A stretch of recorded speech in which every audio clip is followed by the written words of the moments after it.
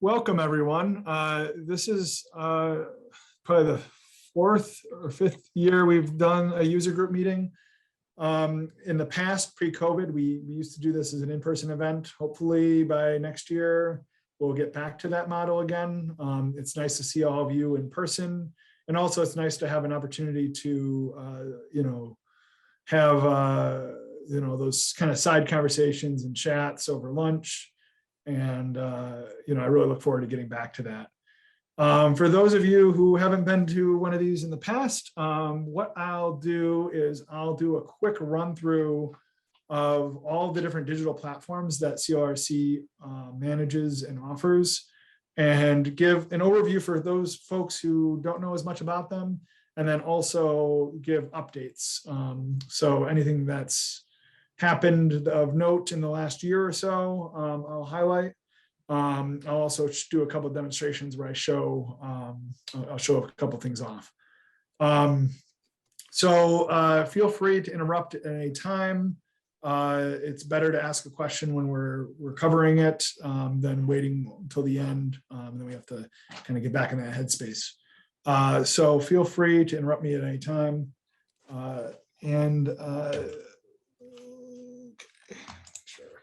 So here's our agenda for today. Like I mentioned, we'll start with that platform overview and update, and I'll go through all of these. We, in the past, have done like a mini workshop or a little bit of like something more educational, if you will. And this year, Ashley Beavers, who I should have mentioned on the previous slide, we recently hired full-time.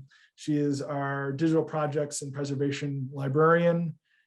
So she's working in the DigLab, but also doing a lot of the local work for New York Heritage and some of our other projects, in addition to doing some archival consulting and stuff. So Ashley is going to go through an overview of how to establish dates for historical postcards. And what's that? No, sorry. No, it was just my daughter's listening in, and I was. Oh yeah, no worries, no worries. Yeah, so Ashley will go through her presentation, and then we'll have a little bit of like a interactive component. I apologize if a lot of this is just us talking at you, but I mentioned over email that if you would like to share a digital or physical object from your collection, then kind of talk about a little bit about what projects you might have going on in your libraries. It'd be great to hear some of that. We'll spend a little bit of time on that. I also am curious what other events and what other activities we could do as part of this group. I do this user group meeting once a year, but I feel like there's maybe potential for doing some other things, and I'm curious what might be helpful. So we'll have a quick chat about that. And then finally, I put this at the end in case folks run out of time, or if it's not as relevant to the work you do. I am going to do a quick demo of Empire Archival Discovery Cooperative, because we have a new website and a new user interface. And I'll just kind of do that won't even really be a training, just more of like this is what it looks like and this is how it functions, kind of in a quick sense. And like I said before, everything's gonna be recorded. So I understand this is a long event for a Thursday afternoon. And if you have to come and go, that's totally fine. I understand that. And also you can refer back to the recording after the fact and catch up on what you might have missed. So no worries about that. I fully understand, that might happen. So again, welcome everybody. We can jump right into it, and please stop me if I'm going too fast, or if you would like me to clarify anything. So we'll start with our platform overviews and updates of all the various areas where we do work. And we'll start with the big one where we spend probably the majority of our time, New York Heritage Digital Collections. I would assume that pretty much everybody on this would at least be aware of New York Heritage. This is where we offer hosting and access to his cultural heritage materials from our 4-county region. and we really the focus is on access. So there's other platforms that we'll get into later about that focus more on preservation and like long-term storage. This is really about getting your materials in front of users. And our model for this project is that we host in the central statewide repository materials that are contributed by folks such as yourselves. So all of our members throughout our region and the other the other 7 regions that participate in New York Heritage, we work with you to upload and make available these materials. So a little bit of some fun statistics just to get a sense for the scope of New York Heritage. When I was putting the slide together, we had 333,000 objects site-wide, and this is an additional 30,000 from when I made the slides last September. And of those, there's around 31,000 total objects from the CLRC region. Across statewide, there are 378 institutions that participate in New York Heritage, which is a very large number when you come to like thinking about training and all the diversity of materials that they are able to contribute. And of those, 54 are from our region. We added 1 new contributor this year. The Pompeii Historical Society started contributing some materials, a collection of artwork. And this, one of the reasons why this platform, we spend a lot of time on it is this is managed out of the CLRC office. So one of my roles is the statewide coordinator for New York Heritage. So I work with my colleague, Ashley, and my colleagues around the state to make updates and kind of administer the site as a whole. So what's new with New York Heritage? The big news, hopefully you guys have heard of, we announced it over Nyline. We launched a new website. So this was really spurred by the need to migrate to a new version of Drupal, which is the software that underpins the website. Drupal 7 was going away, and Drupal 8, we basically had to rebuild the website to do that. So at the same time, we decided to take it as an opportunity to make some substantial improvements to the website as a whole. And we rebuilt the back end, which of course won't be visible to most users of the website, but it makes it a lot easier for us. I will go through really quickly because I don't want to get too bogged down in this and show off some of the cool things that we were able to add when we redid this. So if you go to the New York Heritage website now, there's more of a selection of images at the top that rotate through, one from each region. There's a little bit different look here. But one of the cool things we've exposed is having a variety of ways to access collections and kind of, especially if you aren't looking for something specific, you can browse through and find something you might not have known was there. So we have the ability to browse by topics and collection types. And so three topics at random here. And if you want to see all the topics, and same here, 3 types at random. And if you want to see all the types. So we go here, we can see these are the old New York Heritage topics that were at the item level, but now have been assigned at the collection level.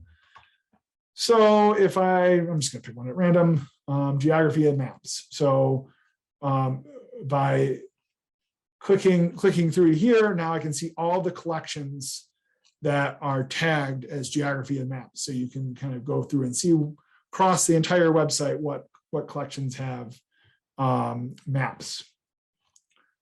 So I'm going to see. Maybe I'll just pick one here, and I'll show you guys what we've done on the collection pages. So this is a lot of the same data, with the exception of we added captions, so you actually know what the featured image is. A lot of these images are really cool, and it was kind of a shame in the old website that you didn't necessarily know what they were. So now there's a caption. You can click through the image source. That'll take you to the object in New York Heritage. So that took a little bit of effort, but it paid off. And then Another cool feature on the collection pages, we have some similar collections that are driven by the topics and collection type tags that we have for them. So you can, again, kind of happen across other collections you might not have found otherwise. And I'm going to go to the institution landing pages. And you'll see the big feature here that it's hard to miss, that we have geotagged all of the institutions, so you can see where exactly Mundy Branch Library is, and zoom around and stuff. We have hopes in the future of adding this as a facet, so you can actually have the map on the organization page and browse around on that. But some of the functionality that we need to make that possible just isn't built yet. But these pages look a little bit different, but it's essentially the same data as before. So really, one other thing I'll point out, we've streamlined some of the navigation. There aren't, you can jump right to collections, organizations, and exhibits, and we have a single about page instead of like 5. And then I'm logged in, so you see there's some different things here, but we have some of our other for contributors pages and stuff down here. But yeah, so that's like the really quick tour of the new website. We're really excited about having it launched. It was probably a 1.5 to 2 year development process. And it's also going to just make a lot of things a lot easier on our end, because there was some pretty crazy Rube Goldberg machine type things we built on the old version of the website that were just difficult to use. So Georgia asks, so when are you going to start developing the next one? We're going to take a pause for now. I think there are, hopefully Drupal 8 will be around for a while, so we don't have to do the same migration when it comes to 9. And also, hopefully, the difference between 8 and 9 won't be so dramatic that we have to start from scratch again. That being said, there are a few features that we're hoping to build out in the next little bit. That mapping feature, especially on those institution pages, is probably top of our list. But there'll be some other smaller tweaks that we'll work on. It feels like you cross the finish line and then you start the next race sometimes. But we're gonna move on to some other priorities for the time being, because I think we've taken this about as far as we can for now. And honestly, it was a lot of work, but it went better than it did the last time, because we had a clearer sense of what our final goal was. Whereas the last time we were making up as we went along, and Deirdre was a big part of that back when she worked here at CLRC. All right, so other updates to the website, or to New York Heritage. We, at the same time as launching the new website, we launched the immigration exhibit, which also took over 2 years to develop. I really encourage you all to check out the exhibit. Many of you are featured in the exhibit, or your objects from your collections are. And I hope to have the physical exhibit printed soon. And we'll be circulating all 3 exhibits. So we have Erie Canal, women's suffrage, and the immigration exhibit. So for those of you not familiar with that model from before, especially pre-COVID, we would loan the exhibit, which would be 4 or 5 posters, to our member libraries for a month at a time. And you could put it up for your patrons to see. Because they were separate posters, you could also kind of scatter it throughout your libraries. Some libraries have great spaces to put all of them in a row. Others were kind of tucked around, and kind of the patrons would discover as they went. And these were, we were lending out to everything from public libraries, academic libraries, school libraries, museums. It really ran the gamut. And I have links in my slides here to the forums where you can go and request the exhibits. I've updated them for future months. And this brings me to a good point that I should have brought up in the beginning. I'm going to send out all of these slides along with the recording. So I have a lot of links here, and some of them are hyperlinks, so you really can't see them from from what you're seeing now. But when I share the PowerPoint or the Google Slides link, you can click through and see. But oops. But the immigration exhibit turned out really nice. We had 2 professional curators, both from SUNY campuses, who helped as our advisors. And it was a lot of work, but I'm really happy with how it turned out. And also it's in a new exhibit platform that we built for the new website. So that's kind of cool too. And it's just some really interesting materials related to immigration in New York State. We really took a full state approach to it. So it's not just a history of Ellis Island and the Statue of Liberty, although there's plenty of that in there as well. We tried to make sure that upstate New York was well represented as well. And the physical exhibit, these are the hopefully final versions of the drafts. These will be printed and available for loan in physical sense. So these were just finished in the last couple of days. I got to talk to Mark about confirming our printer and getting these out there. But some great content that hopefully we can get out to all of you guys. The other thing about our new exhibit platform is we will be accepting member generated content for exhibits. So if you have an idea for an exhibit, it could be something that's more focused within your own collections, or it could be like cross collections, similar to what we did for the immigration exhibit. Right now, we don't have like a whole tool set for folks to do this on their own. So you really have to reach out to Ashley or I to start that conversation, and we could work through that process with you. So another project that I had going on for the last year. Let's see if she's on here. Yeah, Kara's on here as well. So Kara and I, along with Heidi Ziemer of the Western New York Library Resources Council and Courtney Gearhart of the Niagara Falls Public Library, we are presenting for NYLA. Unfortunately, it's a on-demand virtual presentation and not in person or live. So I'm not going to get into this too much. I hope you all will register for NYLA and attend our session and get the full scoop. But just a really quick version. We did some further piloting of our work with Google Ads to see what types of Google Ads are successful. We have a Google grant that allows us to basically have $10,000 per month of ad credits for New York Heritage to be advertised on within Google searches. So we're trying to find ways to do this more effectively. So there's actually a form that I created that, if you had a collection or something that you wanted to highlight, and we can make an ad that will pop up amongst search results. So that was a really interesting process. And we also hosted a couple of Wikipedia webinars, one of which is hyperlinked here. So when I send out slides, you can check it out. We had Lane Raspberry, who is a Wikimedian in residence for the University of Virginia, give a kind of an overview of Wikipedia for librarians and how librarians can use Wikipedia to increase the level of knowledge amongst their patrons and beyond.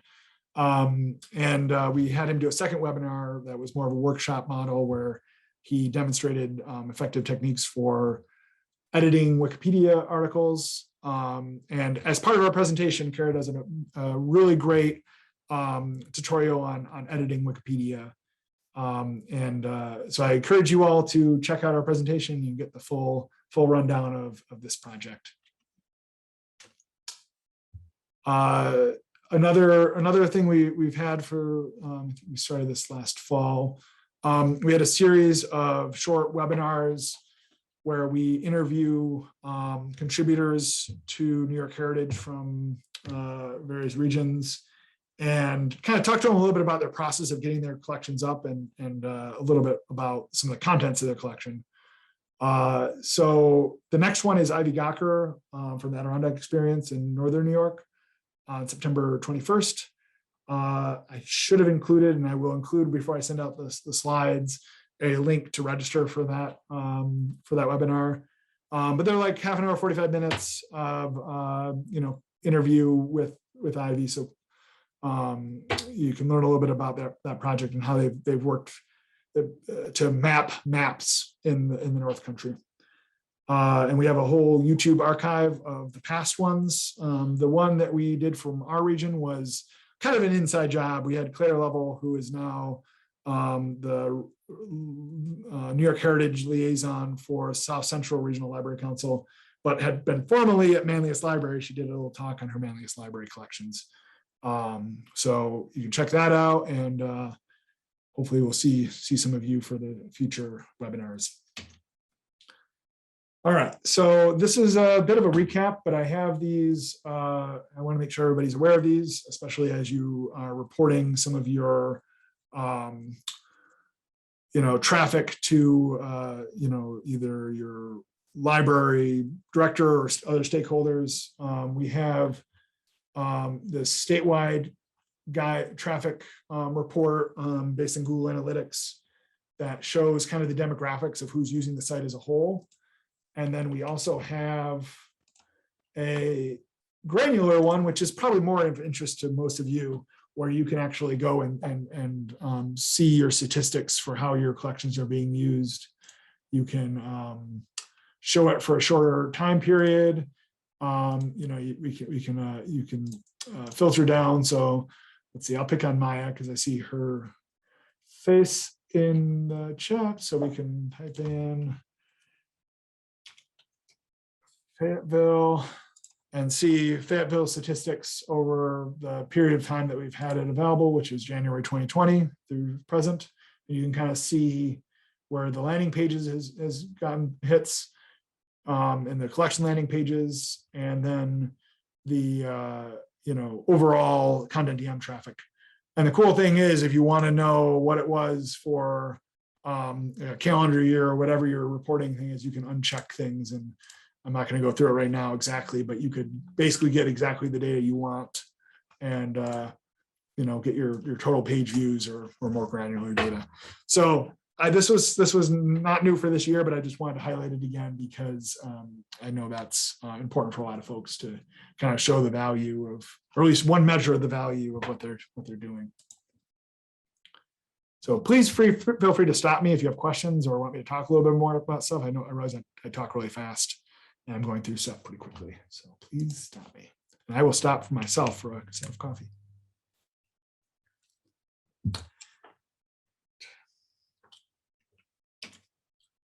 So shifting gears to the New York State Historic Newspapers project. For those of you who aren't aware of this, it's a statewide repository of newspapers, as the name suggests. And this is very heavily used resource. It allows keyword searching across newspapers from across the state.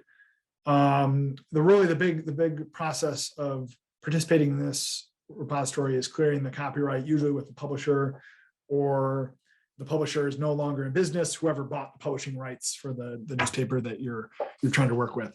So this repository is managed by our council to the north, Northern New York Library Network, and they do both digitization from microfilm and also the hosting and all the maintenance of the website as a whole. So they can accept microfilm, which they will digitize for a fee. You can get a grant from us to do the work. Or if you have digitized files from another vendor or from elsewhere, they also can accept PDF files in a specific format.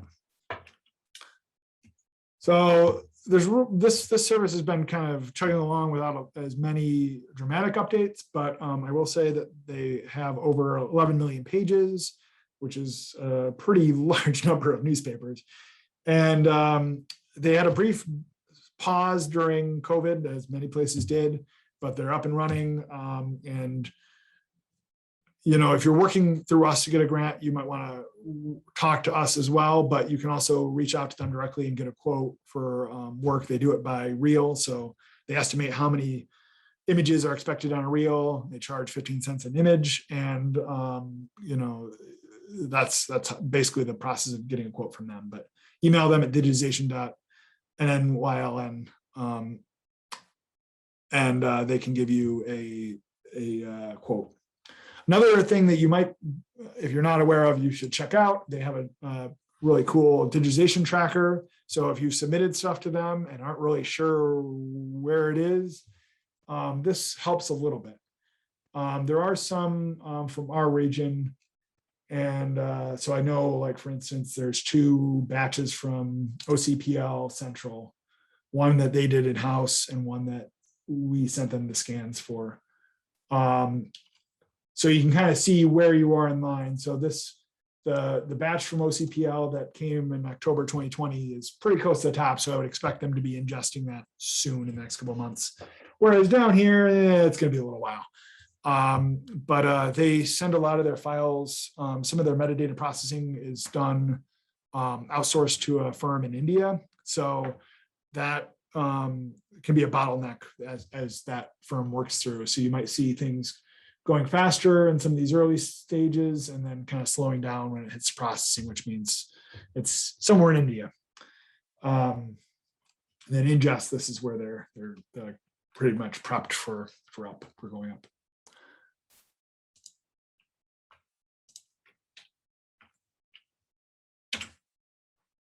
All right, so one of the things we've been doing a lot of in the last few years is digitizing and creating metadata in-house. This is what Ashley had been doing part-time until we made her full-time. Now she's still doing a lot of this work and also doing some other things. We're able to digitize a pretty wide variety of materials at this point. The benefit of this is you either write a grant or find funding to do a project. We give you a quote, and then really what we need from you guys is the materials and often some contextual information that we wouldn't know on our own from viewing the materials. And we do pretty much everything else from scanning to metadata to upload. And in theory, the materials also end up in the Digital Dark Archive, although we're a little behind on that. I'll get to that a little more in a minute. We're mostly working on grant projects at this point, but we do have a few contract projects we're doing as well. So this isn't something we're necessarily making money off of.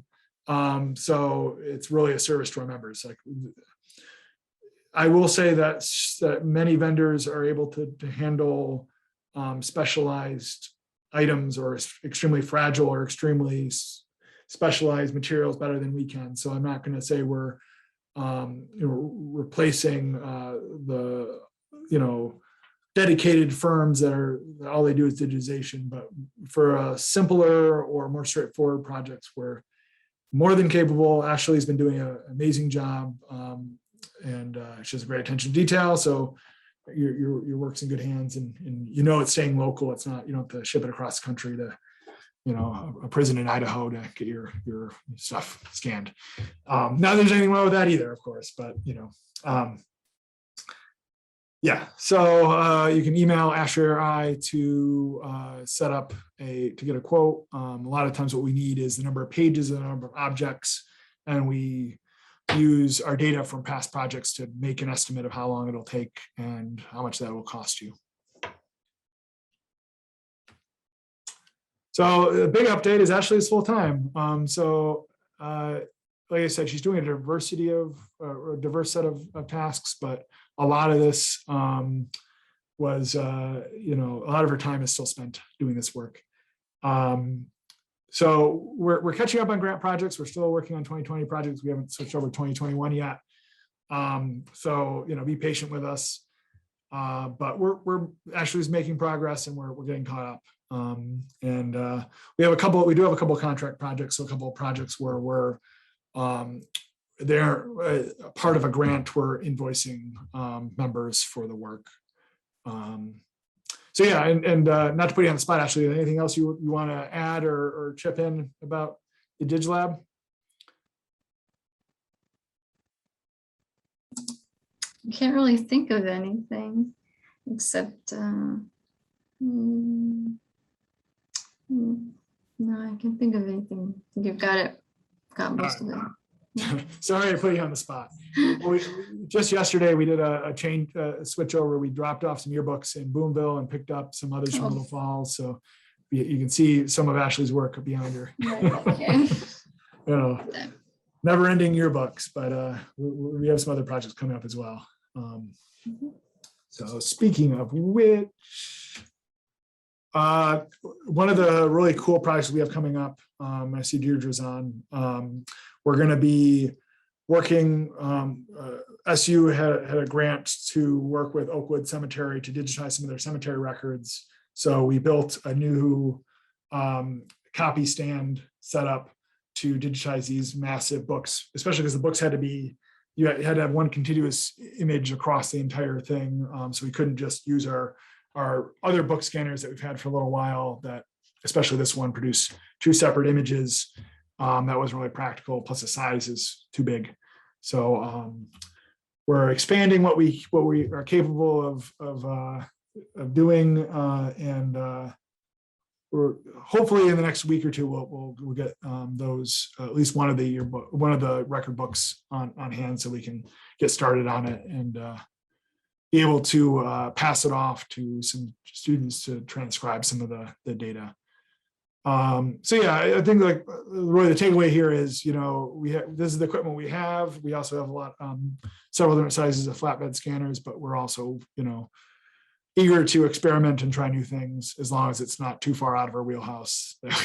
We're confident we can do it, and I'm very confident about the record books. But I think the main thing would be difficult for us to do at this stage would be any audio-visual materials, video or audio would be. We don't have the equipment for that. All right, so yeah, this is our books, our copy stand, and then we have this tease that has a cradle, and then the kick scanner down here allows for flat. So we have each one kind of has its specialty that we determine how to best handle a digitization project as it comes in. All right, so I'm going to go really quickly on Empire Archival Discovery Cooperative because I'm going to do a demo later. And I want to steal my own thunder from that. Just really quickly, if you're not familiar with this project, this is a statewide repository of finding aids. Finding aids are basically guides to physical collections. So especially a large archive, you would not conceivably ever put up all of your materials online digitally. So finding aids help researchers know whether you might have materials that are related to their research. And this way, if they know that Syracuse University has the John Smith papers, they can look through the finding aid and see whether it might be worth their time to come travel to SU to see the physical papers in person.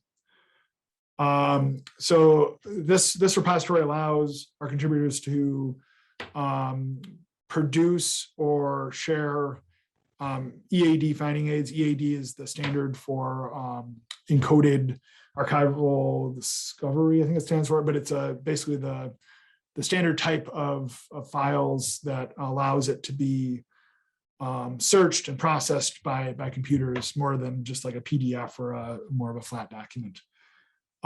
This service also allows, thank you, Deirdre, coded archival description. I was almost there. So this allows for the storage and access to these finding aids. So, and I'll get into this a lot more later, so I'm not going to talk too much more about that. But if you have large archival collections and think this might be a good fit for exposing them or making them easier to be used by researchers, this is definitely a good route to take. This project is managed by the Southeastern New York Library Resources Council, Hudson Valley region. And they've done some really cool things in the last little bit. The big update is there's a new front end to the website. So it's now built in a platform called ArcLight. And I'm going to do a quick demo of this later at the end of today's festivities. This new platform has a little bit better stability, and we've kind of rethought several times now how we want to organize the finding aids so they're easy for people to read them. EAD makes it really practical for machine readability, but it sometimes the finding aids can be, especially the large ones, can be hard to read through as a user. And I'll demonstrate this when we get to the demo, but the search will actually get you down to the box or folder or whatever the unit is where your search term shows up. So that's also really helpful. And the other big news with the new website is they have a new form tool, which replaces the editor, which I know many of you have used in the past, or at least were trained on. Editor was a great tool, but it needed a lot of work, and the development wasn't really there to push it across to where it could be fixed. So basically, they started over and built a new one in a platform called Archipelago, which is built by the Metropolitan New York Library Resources Council. And the new tool is looking really good. I'm going to kind of do a quick click through demonstration of it later. The other thing that we're now capable of, this is kind of independent of the new website, but we're able to harvest finding aids from institutions, say like Syracuse University or SUNY Upstate, that have finding aids already created. We can pull them into the repository and load them in so they can be viewed in Empire EDC in addition to wherever else they're already viewable. And finally, we have a new cost model in place that helps to make the project sustainable financially. So you can click through here, and I'm not going to go through this right now, but based on what type of organization you are and your budget or your service population or the number of students or your FTE staff, you can determine what tier you end up at, and then what your initial setup fee or annual fee would be. If you've participated in any capacity, basically if you have an account or you've heard from us or participated in any way whatsoever, you don't need to pay the setup fee. But if you haven't, then that would be a fee you would need to pay just at the beginning and then pay the annual fee going forward. One thing to note, Mark worked it out for our budget here at CLRC that we're able to cover the any fees that institutions might have for the first year that they participate. So if you're interested in kind of like testing the waters, but don't have it written into your own budgets, or just want to try it out, we can talk and get you started, and there's really no cost to you as an organization. All right. Only a couple more things and we'll get to a break, I promise. So long-term, we have another platform that we work with Southeastern New York Library Resources Council to offer, which is the Digital Archive, which allows for long-term storage of digital files. Primarily, this is set up to be the preservation side of New York Heritage's access. So any materials that are provided to New York Heritage can be added to Digital Archive at no cost to the member. And really what this is the backup to your backup. So this is all the files are processed through Archivematica. They're given checksums, and there's other or checksums can be run on them. So this allows us to verify there isn't any bit rot or data loss within the files. And there's basically an extra level of protection beyond just having multiple copies on thumb drives scattered throughout your office. So it doesn't replace those multiple thumb drives scattered throughout your office necessarily, but it can be more the longer term, the more stable version of that. So There is a cost to retrieve files from Digital Archive, which is dictated to us by Amazon Glacier where they're stored. But so it's really just like an insurance policy against your digital files going missing or something happening to them. We're a little behind on submissions to this. I think this has been, we've made a decision to kind of put this a little bit on the back burner as we try to get caught up on some of our digitization projects. But especially materials that we're doing in-house at CLRC, they theoretically will all end up in Digital Archive automatically, and then we'll let you know after that happens. And we'll get caught up, especially now that Ashley's full time, and when she's fully up to speed, we'll get caught up on some of these. Eventually, we want to go back and add some older New York Heritage materials. If there's something that you really want up, either New York Heritage or external to New York Heritage, you can reach out to us, and we can, kind of push it through a little bit faster than we will get to otherwise. But we're still working out ways to make this a little more efficient, but we're getting there. All right, and the last two slides are really quick. As hopefully you are all aware, we offer access and digitization grants through CLRC. These mostly fund digitization and metadata work, although if you still have a physical card catalog that needs to be converted into a digital version, we offer retrospective conversion, but I think we're probably done with that in our region. There's a lot about this on our website, so I'm not going to get into it too far right now. The application window, I will open applications sometime in November, hopefully early November, and the deadline will be the end of January 2022. So it's a good time to start thinking about projects or kind of going through and considering what might make for a good application. And I will do a full webinar on the application process, especially for folks who haven't applied in the past. It's actually required for people who haven't applied in the past. I'll go into a lot more detail on this, but I just want to throw this out there so people can be thinking about these projects and hopefully getting some cool things together for us to be working on and helping you out with. We are available to do site visits. If, it'd be nice. My thinking about this has changed, or evolved over the last little bit. Of course, we'll want to take any precautions if we're coming into your space. Many of you already have these precautions in place that we would want to be abiding by anyway.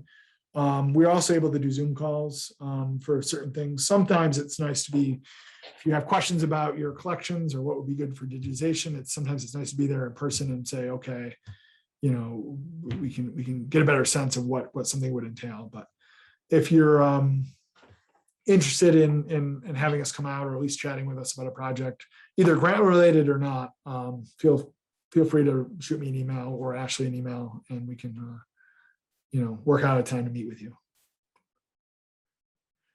All right. Before we take our 10-minute break, are there any questions? Feel free to jump on microphone or chat or anything.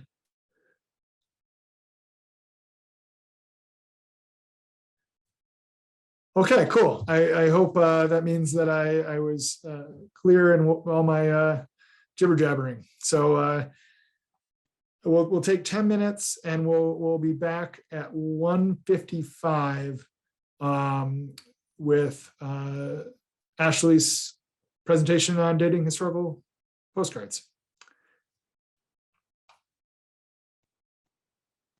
All right, welcome back, everyone. So next we have Ashley's presentation on postcards. And I'll let you take it away, Ashley. Okay, let's see.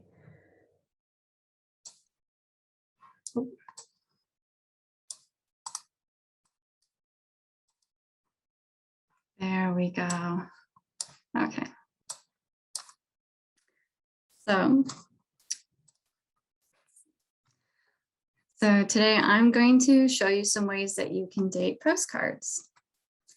So I'm going to cover some background on the eras of postcards, and this will help in identifying what era they were created in. And I'll give characteristics of those postcards in each era. And then I'll go into real photo postcards and their stamp boxes, so where you would normally put the stamp, and then end with copyright if time allows. So postcards are categorized into about 7 to 8 eras, and this is due to changes in laws or printing methods associated with postcard production. And so the first one, Pioneer Era postcards, they were the first postcards in America that had pictures, although they were illustrations. Previous ones didn't have any pictures, and some say that this era actually began in 1873 when the US government began selling its first postcards with pre-printed stamps, and they had legislation prioritize government issued postcards. So these government printed postcards were the only ones allowed to have postal cards printed on them, and they had a pre-printed 1-cent stamp. While others say that this era began at the World Columbian Exposition in Chicago on May 1st, 1893, when privately printed postcards were sold. And so then after the exposition, privately printed postcards had souvenir card or mail card printed on them, and they required a 2-cent stamp to be placed on it. Though both of these postcards actually didn't have any space to write a message on the back address side, and that was because the US Post Office had printed, this side is for the address only, to make sure that people wouldn't write there. So instead, messages were written on the front where the image was.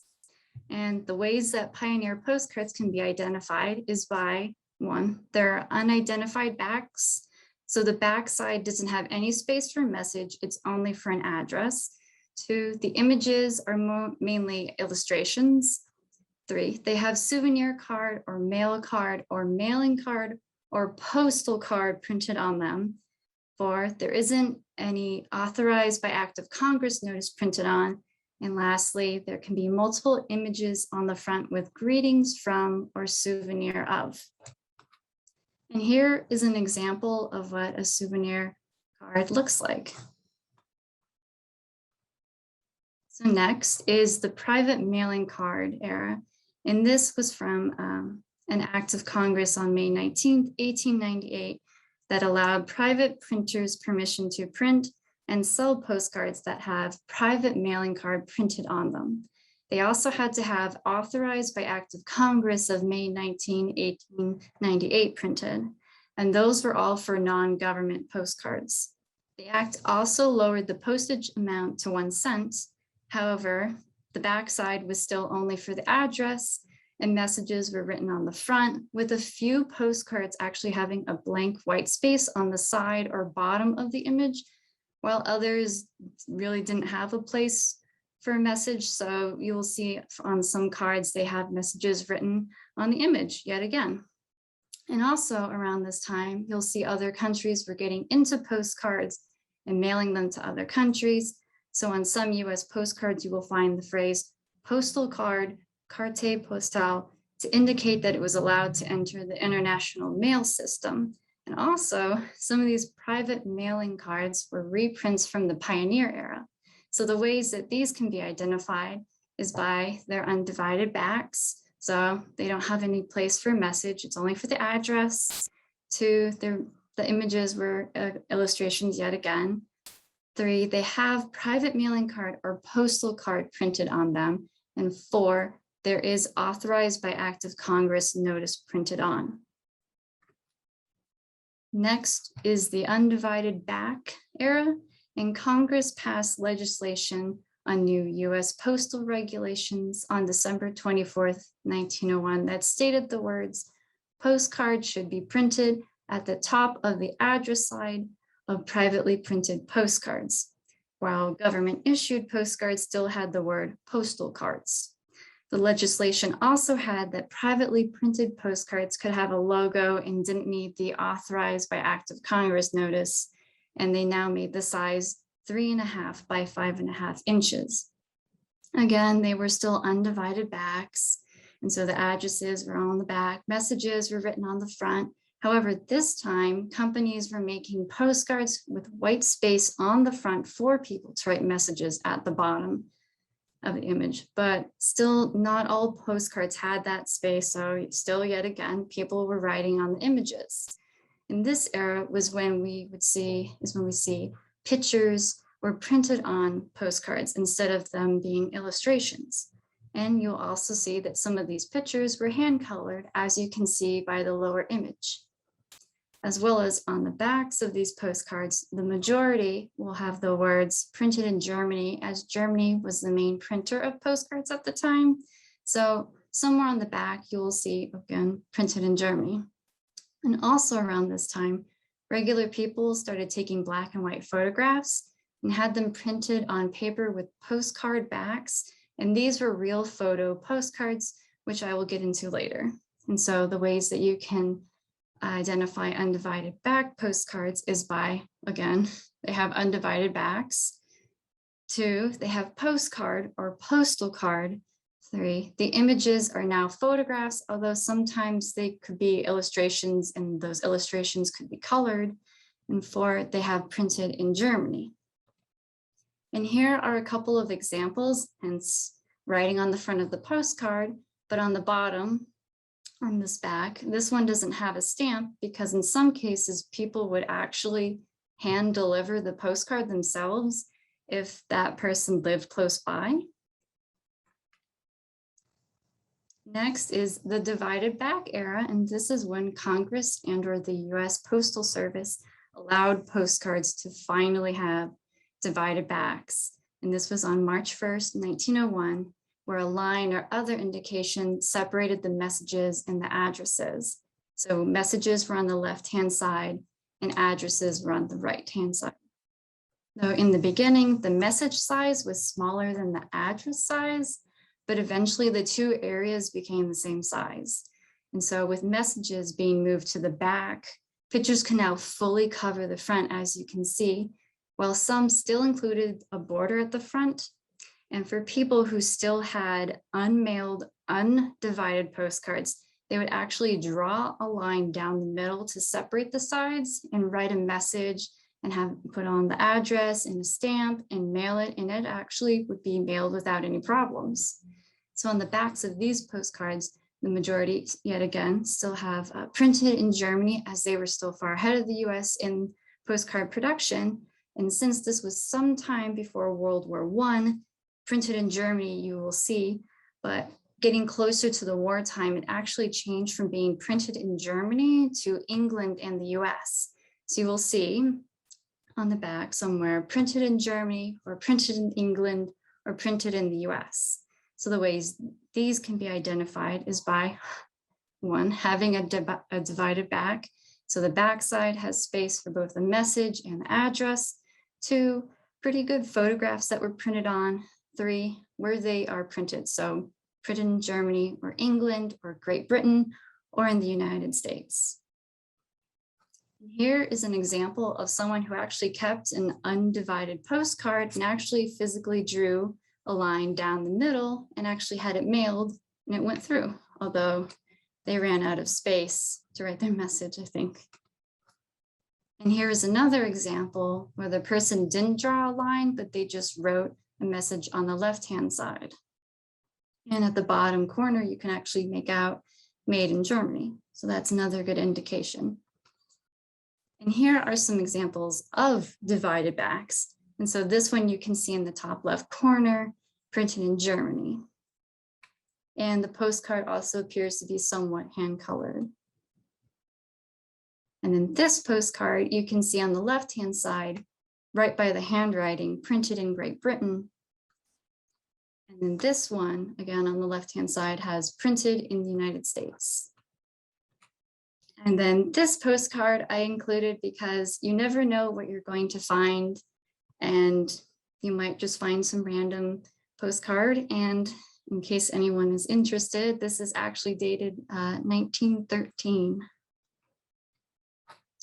So moving on to the white border era, which is also known as early modern. This is when printing moves from England to the US and stays in the US due to the high import dues and the war. So these US printed postcards had high labor costs with inexperience in fine printing, since Germany is we're no longer getting German printed postcards. So this has led to poorer quality postcards, which the colors were considered dull. They were also reprinted images from prior eras, and white borders were used around the edges to save on ink. And by using white borders, it actually made it easier to print the cards in batches of sheets and then cut them right by the white border. And also due to the war, this led to a decline in postcard popularity, and many publishers went out of business. But for those who were still in business, they then turned to also create postcard folders, which were pages of double-sided postcard size images that would fold up into like a very colorful printed cover. And then this folder would be mailed.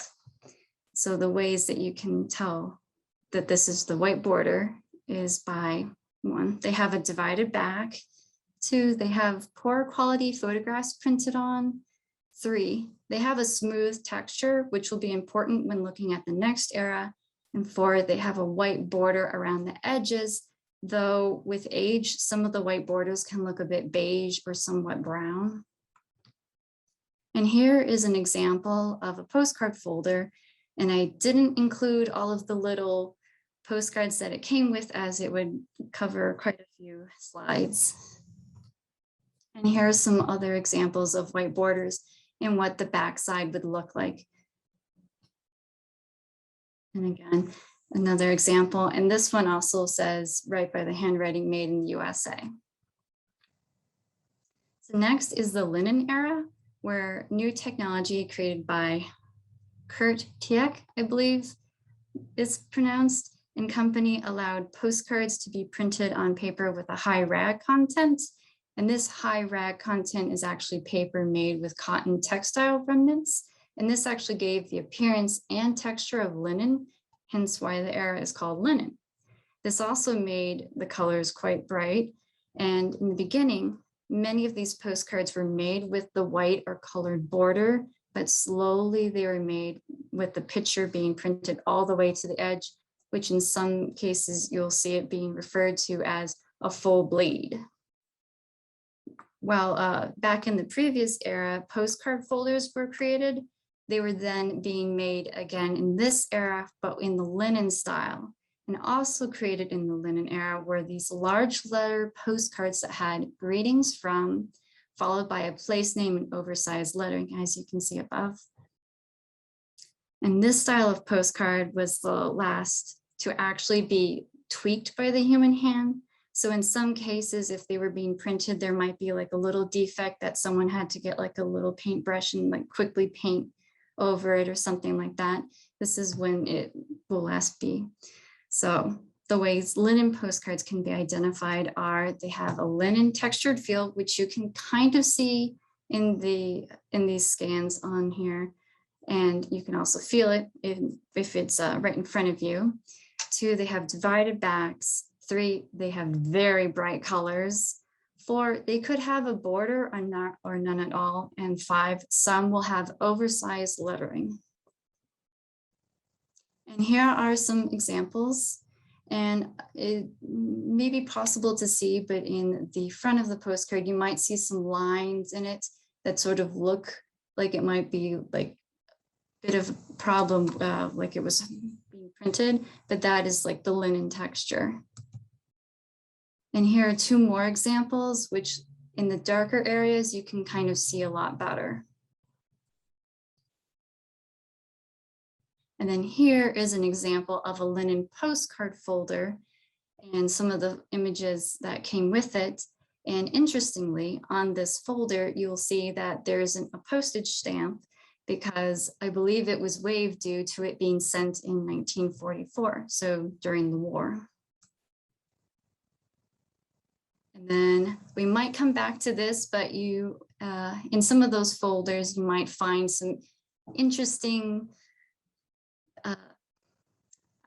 things that they decided to print and include, like a historic scythe tree in Waterloo.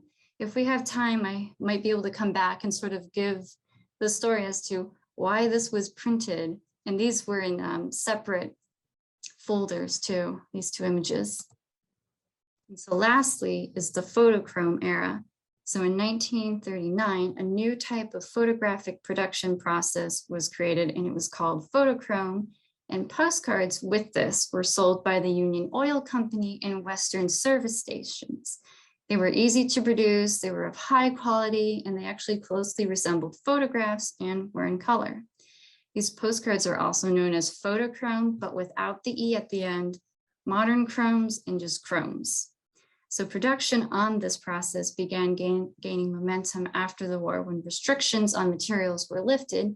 And at the same time, publishers like Dexter Press, Kurt Tieck, again, Plastichrome, and Mike Roberts were making their name known.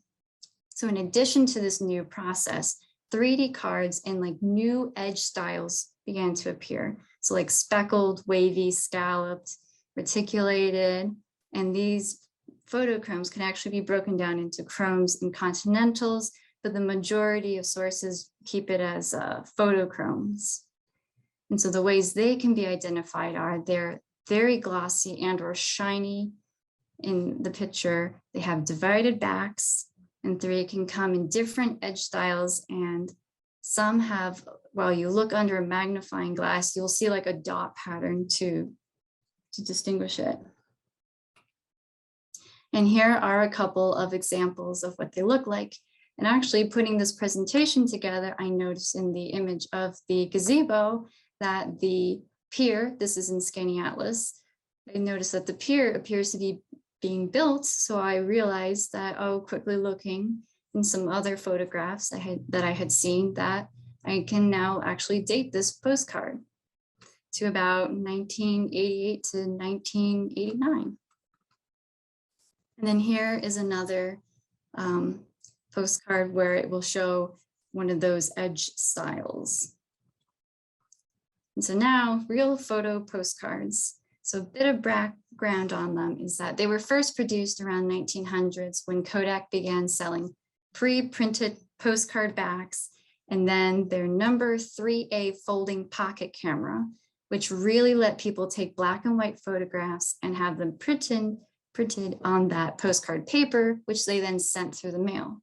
So these photographs were taken using gelatin silver. So in older real photo postcards, you will see a lot of silvering around the edges or in some darker areas, like you can see on the bottom part of the postcard on screen. And also marks on the stamp box can help identify the manufacturer of the photographic paper that was used by the postcard publisher.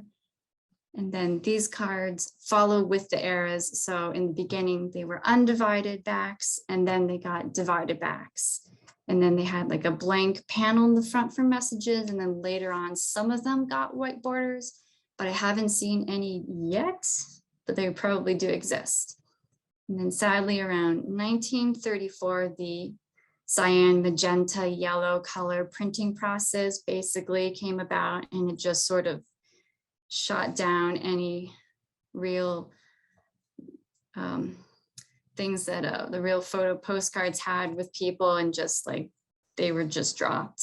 So the ways that these postcards can be identified are that they're black and white photographs that are really great quality.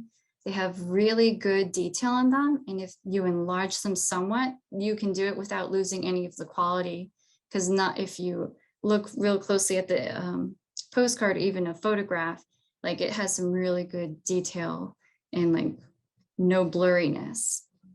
3, their stamp boxes can actually tell who the manufacturer of the postcard was. And if you look under a magnifying glass, they won't show a dot pattern like the photochrome, but will rather be a smooth transition from one tone to another. And lastly, you will see silvering in dark areas and or around the sides and edges. So here is a small sample of some stamp boxes for real photo postcards. They will only be on real photo postcards because of the paper. And right down below are some of the manufacturers who made those like markings in the stamp box. So here is a good example of silvering in a postcard, where you basically can't tell that this is actually a guy plowing his field right by Skaneateles Lake. And then again, here are some daily life photographs. And then here, you can just about make out right underneath the stamp the manufacturer of the postcard, and that it's Kodak. And then here you can see that the manufacturer, again with the EKC, is Kodak, and that going back to the little chart, it actually says that this is dated to around 1939 to 1950. So even though this is a real photo postcard, and normally people think that they're like early 1900s, they were still being made up until like the 50s and beyond, but not as much. And then this one is made by Kodak again, and it dates to around 1904 to 1918. And then this postcard is made by Ansco and dates to 1904 to 1920s. And then if you're ever unsure about the date, look at what people are wearing, what modes of transportation you can see, and even like how many stars are visible in the US flag, because it'll give you some date range. And then lastly, here is a bit of postcard copyright. So luckily, most postcards are typically published. There are the rare few that were unpublished because they were made by an individual, but in most cases they are published. And those published before 1926 are in the public domain. And those ones are the ones that are listed. And it can get a little bit complicated afterwards, especially because more recent ones are more likely, I believe, to have copyright on them. But any postcard dated after 1926 to about 1977, 1978, without a copyright notice on it, is basically in the public domain. And so just a quick wrap up. Be sure to look at your postcards, see about their format, the layout, what are the features on it, if they have a postmark or a postage stamp, and then the wrench, to throw a wrench in some plans. Some postcards that were produced in one era could be produced later on in a different era. So that can make things tricky when you think that it could be this era when it's actually a more recent one. And if you ever feel a bit overwhelmed, I actually found this while doing research. This website had like a way to keep track of all of the information that you find on a postcard. So like you could put down like the city, the state, the county, if there's an artist or a publisher, if it has a postmark, where the postmark city was, or the state, and what the stamp amount was. And then that can maybe help narrow down what era it's from. And lastly, here are my sources.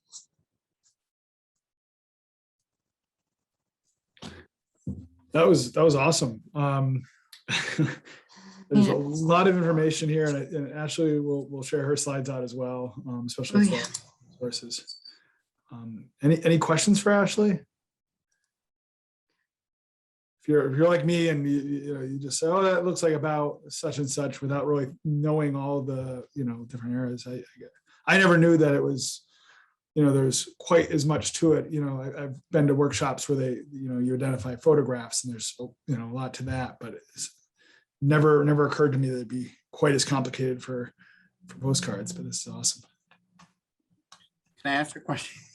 Yeah. Actually, that was really cool. And I'm going to talk to you later about how you learned all of this. But well, maybe you can tell us why and how you learned all this. That would be one great question. And is there any, I know people, I'm old enough that I know people who would collect postcards and stuff like that.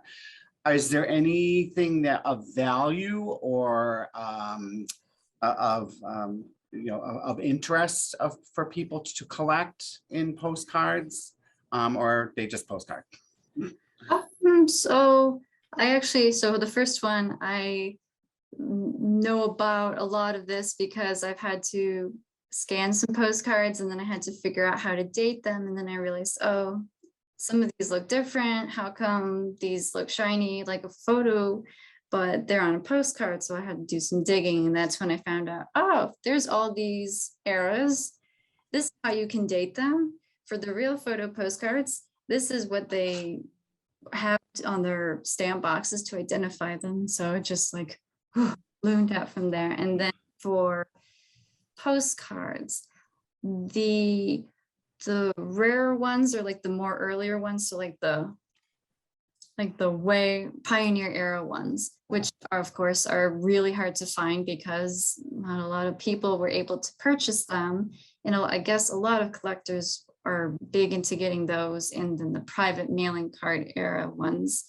And then some collectors, it can just be what's on the postcard itself, or just the era itself, how it was printed, or even real photo postcards. So it all depends. Some people were all about like getting the movie stars on the front of the postcard and like as collectibles, and then some people were all about the baseball players on them. So there's a lot of people who apparently still collect them, especially the older ones, but it's all about preference. Yeah. Need to know what to look for when I'm garage selling. Oh, No, I'm just kidding. oh, probably real photos. Yeah. So rare photographs, yeah, and so okay. That's what I thought. Very, very fascinating. So you are self-taught. Yeah. Awesome. Great subject. Thank you. Let's see. Yeah, again, I had I mean, it makes sense, but I never thought about it being quite as involved. But you know, that's also great. Some of those tips are also great if you're just looking at photographs. So like take the attention to detail to say, okay, this is under construction. When was that constructed? Or, you know, like you said, looking at the stars and the flag.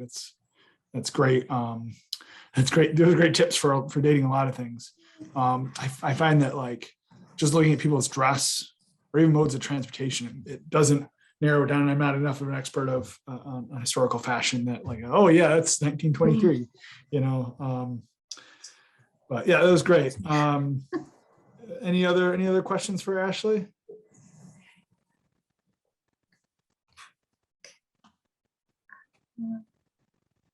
All right. Go. I think we'll just kind of keep going straight through here. So the next thing we have is you know, more of a interactive portion here. So if anybody would be interested in doing the show and tell, I realize that you know, I fully, you know, understand if people didn't have time to pick out an object, either physical or digital from the collections. But is anybody interested in sharing? Or even if you don't have an object, if you like to give a little update about projects you're working on or something you've encountered that's interesting. This is a lot easier in person, of course. But feel free to come on audio or video or both. Well, I'll share. Maxwell Library has been, like so many other people, adding our West Genesee yearbooks to the collection. And Ryan and Ashley have just been of immeasurable help with that.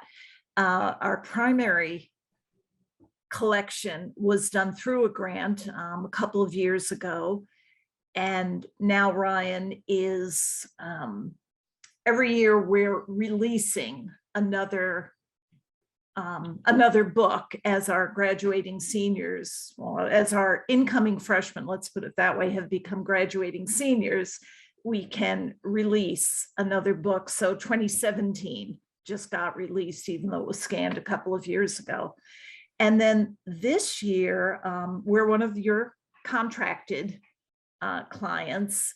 We were able to drum up enough information from our patrons, enough interest, I should say, from our patrons, that people have donated or loaned us a couple of years that we just did not have in our physical collections. So Ashley swung by, grabbed the books, and bit by bit, those are getting added.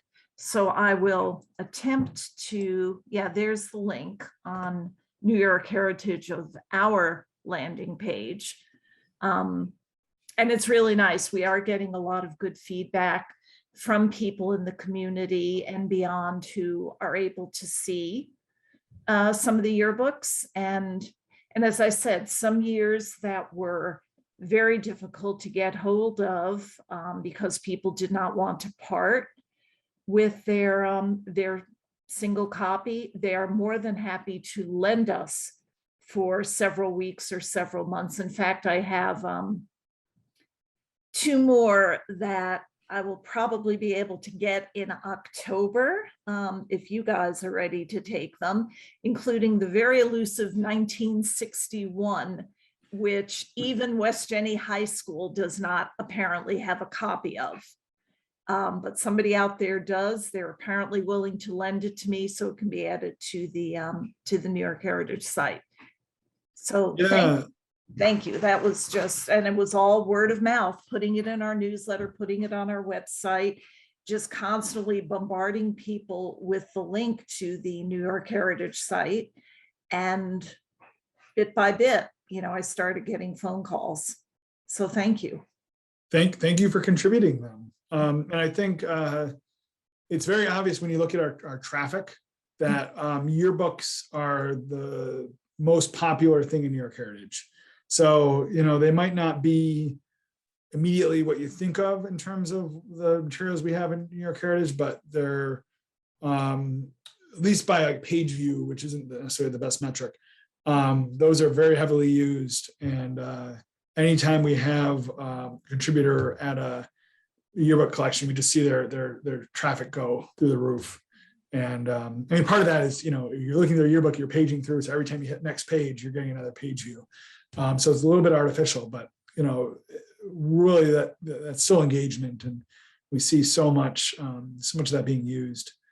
And it's great to have the ability to fill in some of those gaps. And I think it's easier to express that when you have something up. So this might be a good way of kind of putting a plug out for if you have a yearbook collection that isn't complete, it's still worthy of applying for a grant. Because if, especially as reunions happen and stuff, well, the class 55 had theirs up, where's the class of 56s, and I think there's a lot to be said for that. So thank you, Rena. Thank you. Anybody else? Again, if you were in person, I would say, go around the room or something, but I can't do that as well here.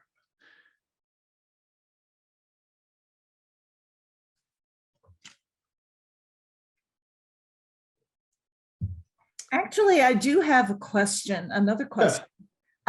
It's for both Ashley and Ryan. When I saw that Ashley was going to be conducting the mini workshop on the postcards, I told my husband I'm actually home today, which is why I'm not on video in case a cat or a dog pops up in the background. But my husband has a large postcard collection, everything from Dresden, Germany before World War I, all the way up to various New York State and other state postcards. So we're definitely going to drag his collection out and see how many of Ashley's tips we can use.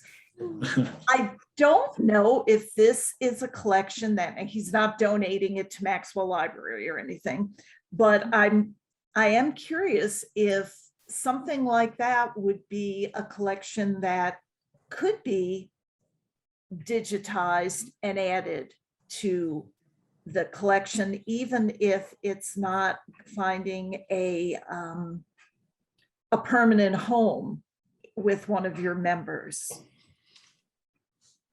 Yeah, absolutely. We have several contributors that's their whole model. They don't own anything. They don't have anything themselves. They just digitize materials and then give them back. So Utica College Center for Historic Research, that's what they do. So I mean, it's really a question of, the grant application would have, and the project would have to go through the library. But if he's comfortable with either the library or CLRC digitizing them, borrowing them, digitizing them and giving them back, then there's no problem on that from our perspective. The copyright aspect is more a concern, which Ashley you touched on Yeah. briefly, but there's a fair amount of fair use arguments that could be made for postcards, but that'd be one consideration. Thank you. And then one more question I had was about works of art. I was looking through the site this morning. I saw you have some art collections. I saw some sculptures that were outside on a lawn. So I am curious, again, Maxwell has some paintings, some prints, some whatever that are just always on display. And I'm curious if something like that, we would be able to, again, looking down the road, we have our whole local history room that one of these years I will try to get you to digitize. But I am curious how you go about working with actual, 3D pieces. There's kind of two aspects to that. So one is the question of working with artwork, and I just mentioned fair use, and I think fair use is good for materials that are like broadly available. But something like a piece of art, I would be very cautious from a copyright standpoint and just an ethical standpoint to make sure you have permission of the artist to digitize. And Kirkville and New Woodstock libraries have both successfully applied for grants and digitized artists' works, actually, and Town of Pompey Historical Society as well. But the big hurdle there is making sure you have permission from the artists. And if they're work all by one artist, it's a little bit easier. Can you say, okay, like, can we digitize all these materials and we're not making any money off of them, we're just making them freely available, and go through that conversation. But the challenge, which Kirkville Library hit, was if you have a collection that's 30 different artists, and then you have to make 30 different phone calls or emails or whatever, and that gets a lot more challenging. So the main thing with that is getting the permission in advance of applying for the grant. So that's something, if you were thinking along those lines, starting it more like now, just to give yourself time to make that contact. And then the flip side of the 3D aspect, couple of things I'll say about that. All the art projects that we've digitized in the past have been done by a father-daughter team, Dan and Megan Tennant, who are professional photographers and also artists themselves, and they've done a great job. That's all been with two-dimensional materials, but I'm sure we could talk to them about doing 3D as well. Actually, no, they did somewhat three-dimensional materials, or at least like shadow box kind of style. I'm sure that's not the right term for it, but they did do some sculpture work too. But yeah, so I mean, it can be done. It takes a little bit more thought to do three-dimensional objects, but after that's done, it's a real question of the metadata is not too bad for artwork. And feel free to jump in and add to that, Ashley, since you were often the one doing that work. Let's see, the ones that I can recently remember were, I believe, photos of some outdoor artworks. And I remember seeing, especially for one of them, because it was the image for the whole collection, was that I saw a couple of images that were at different angles of it. So that could, I guess, maybe be somewhat of a possibility to do.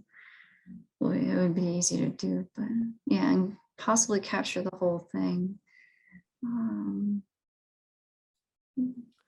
Yeah, so bottom line is, reach out. We can have a deeper conversation about that. Okay, thank you. Any other last minute thoughts, and we'll shift to the next thing.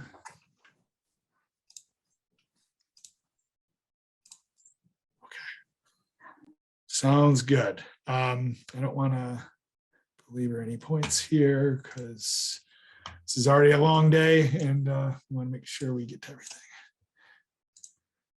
So this is another thing that I want to have a conversation about, but I understand that it can be difficult sometimes over Zoom. I really want to know if there's any feedback on how we can better serve this group going forward. I asked a version of this question last year when we were working on our plan of service, but if technically I refer to this group that contributes to our digital repositories as the Digitization Special Interest Group. But unlike other special interest groups, it meets once a year essentially in this forum, and we don't really do any other events or any other activities.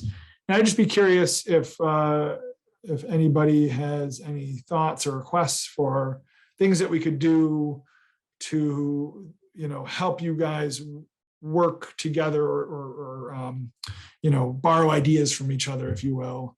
If anybody has any ideas or any feedback on that, I'd love to hear it. Feel free to come on audio or on mic or on chat if you want to chime in. And obviously COVID and pandemic put a damper on a lot of in-person things, but it's another thing we could try to do. Trips to see setups or open houses or meetings on specific topics. We did a marketing meeting a couple of years ago, for instance. Any thoughts? Yeah, it helps to hear the topics and ideas other organizations are digitizing. Yeah, thank you, Joe.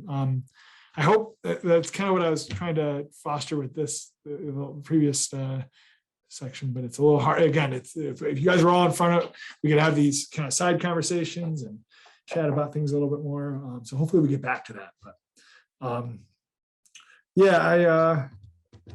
the Google group is also anybody can post to. So if you ever have a question that you want to kind of poll the audience or poll the other folks doing the work in the region, that group is full of other, especially contributors to New York Heritage, but also some of the other contributors as well. So you can always, ask a question there, or ask a question of me that I can refer out to the group.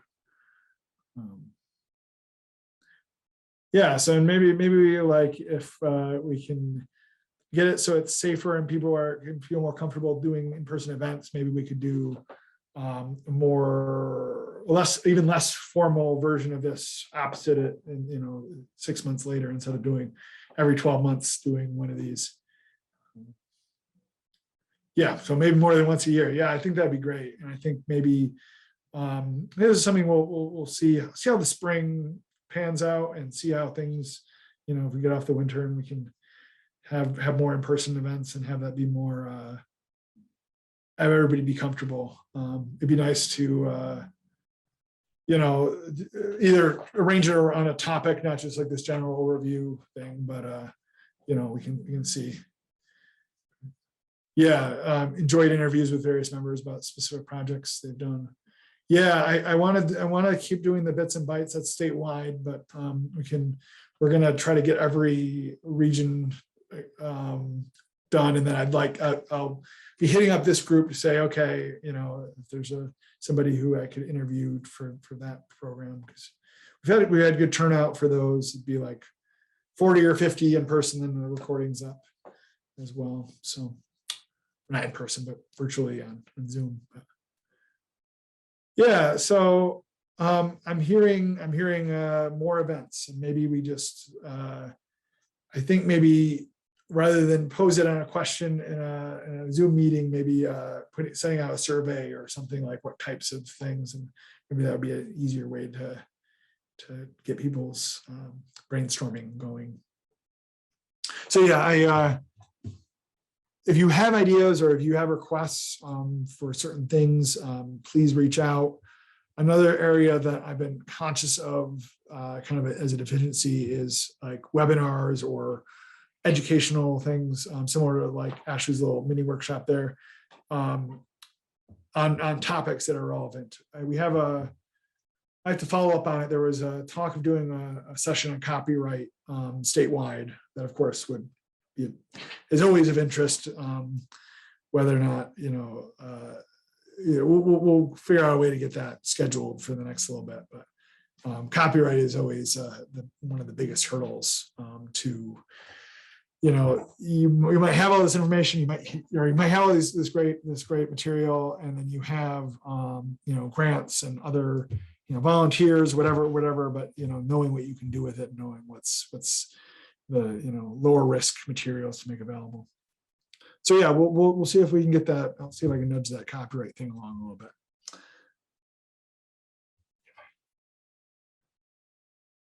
All right, so let me halt app for copyright session. Let me write that down, Dan.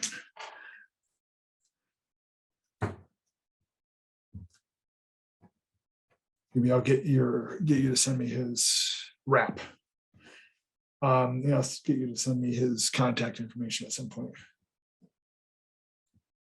I believe there's somebody at Harvard who we were in touch with, at least that's the direction we were going, who's done a couple of different sessions on copyright.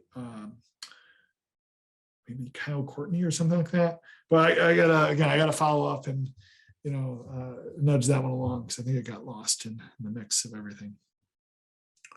But yeah, maybe I'll send out a survey in the next little bit and see if there's, what types of events people might be interested in, or what types of meetings or webinars or anything like that. We can try to get some more year-round traction on some of this stuff instead of just once a year having a 3-hour event here.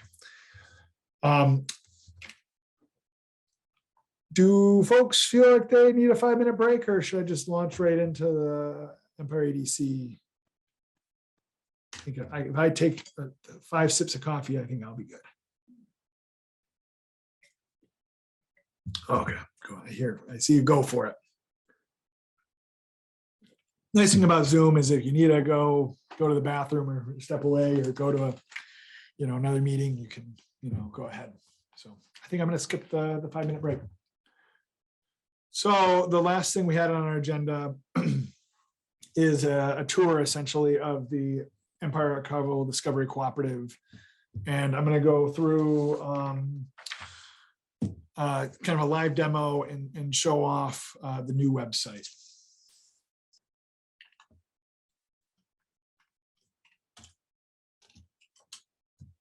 So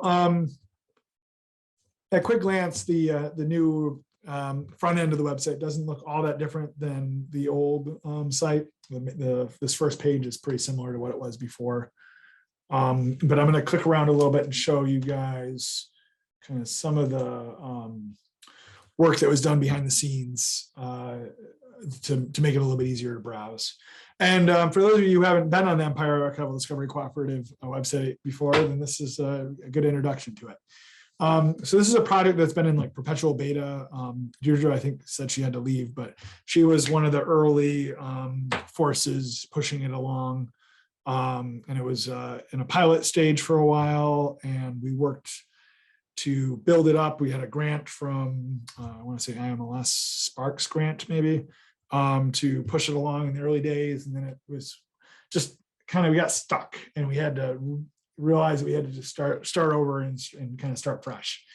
And so what I'm going to do is, I think Amy Flanagan was on from Erie Canal Museum. We'll go to this, we'll kind of show off what their pages look like here. So this isn't necessarily how somebody would have to browse. You can always search by a topic, but I'm going to show this way because this is how many of you would use your materials potentially.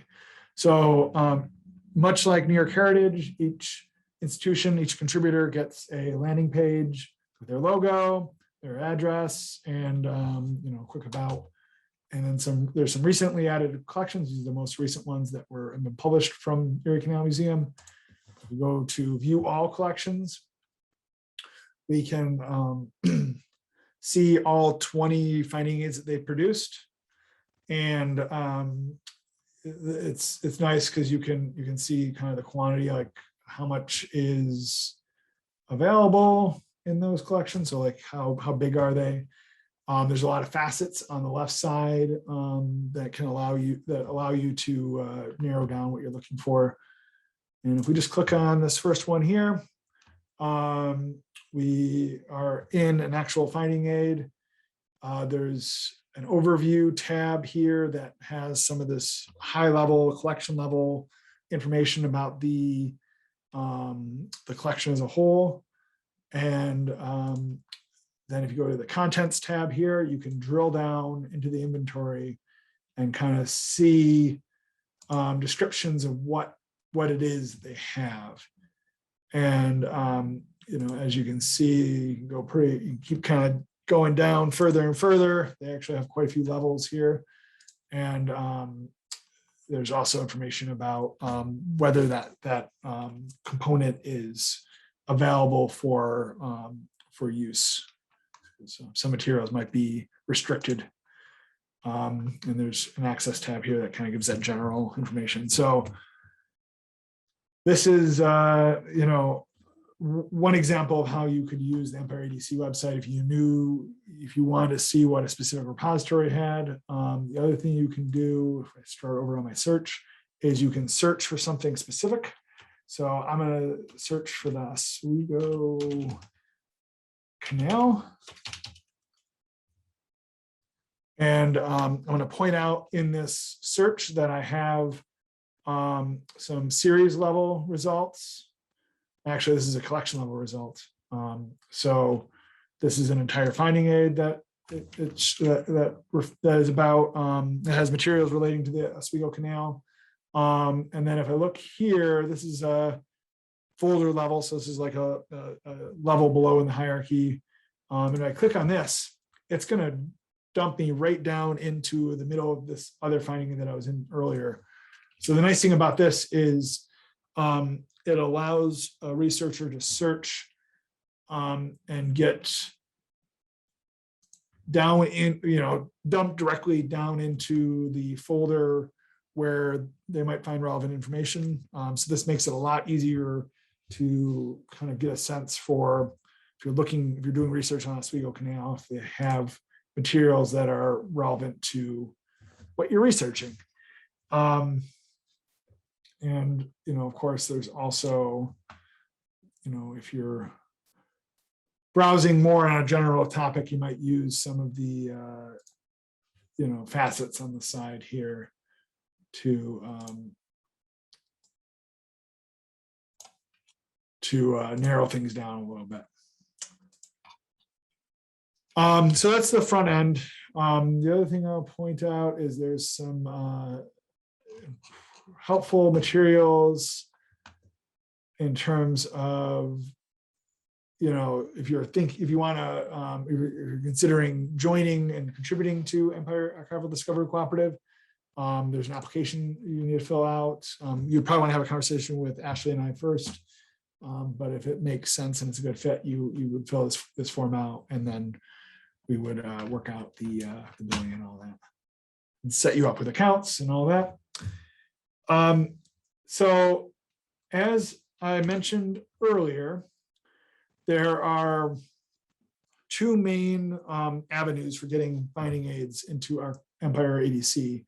One is what Erie Canal Museum did, which was enter the data directly into Empire ADC, but also there's other repositories that might have large existing collections of finding aids. So I'm going to scroll down to Syracuse University Libraries, and you can see they have 2,477 finding aids here. So that's obviously those weren't all typed in directly. Okay, so Geraldine asked why why somebody would want to contribute to both New York Heritage and Empire ADC. And this is a great question. This kind of gets at the heart of what the differences are between these two repositories. So Empire ADC, when you're contributing, when you're putting a finding aid up, these finding aids might be for collections that span 20 linear feet, like take up several shelves worth of space. You're describing at a higher level what is in that collection. So what materials you might say, like, this is the Skinny Atlas Lake sailing collection, and these are box 1 has photographs of sailboats, box 2 has diagrams of sailboat parts. You're not users can't go to Empire ADC to see those photographs of the sailing boats. They just will know that you have them, so they can come visit you physically in person, or they might ask you a question, like a reference question, where they would ask you if you have materials, or you can answer a question about dating a sailboat. I don't know, this is all very hypothetical, but like it's a sense of scale. So you could make a finding aid for all the materials you have at Skinny Atlas Historical Society, whereas it's impractical to say that you'll ever get to digitize every photograph in every collection. So New York Heritage is for sharing and providing access to the materials themselves, at least in digital copies of them, whereas Empire ADC is describing the collections and kind of giving that inventory and that overall sense of what you have in all of your collections. So some organizations might choose to focus more on finding aids because they don't have the capacity to do digitization, or they're doing digitization at a lower level. Other organizations might not have sufficient. You want to have at least a baseline of intellectual control of your collections. If you walked into an archive that had no inventories or collection guides or any kind of sense of what's in their collection, they couldn't turn around and make a finding aid immediately. They would have to do some arrangement and some description and some, getting a grasp on what they have before they can get to this stage. So this is kind of like a mid-level stage in terms of archival development. One of the things I should have mentioned in the beginning that if it's not clear now, I'm not a trained archivist. I have some archival training from my library science degree and some of the courses I took then, but I'm not a trained archivist.